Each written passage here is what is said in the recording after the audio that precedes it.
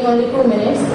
The Domestic Violence Act has been designed to create a protective umbrella over every woman. It creates certain civil rights, some declaratory, such as the right to protect against domestic violence, and some substantive, such as the right to maintenance, right to compensation on account of domestic violence,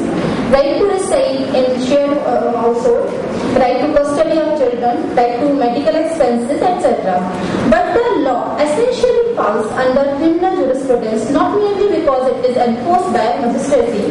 but also mainly because the consequences of breach of certain orders passed by the criminal code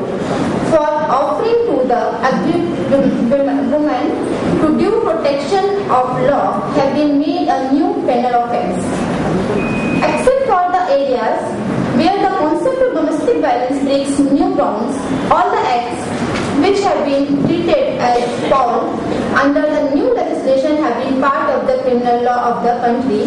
and therefore every person is expected, even without a prohibitory dictum in the nature of protection order, to refrain from causing any harm or injury to the mental or physical health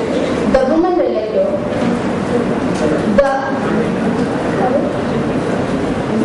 The probability of the concept of protection order introduced by this law come to the fore when the question is decide as to whether a husband against whom no protection has been passed is free to cause any harm to his wife.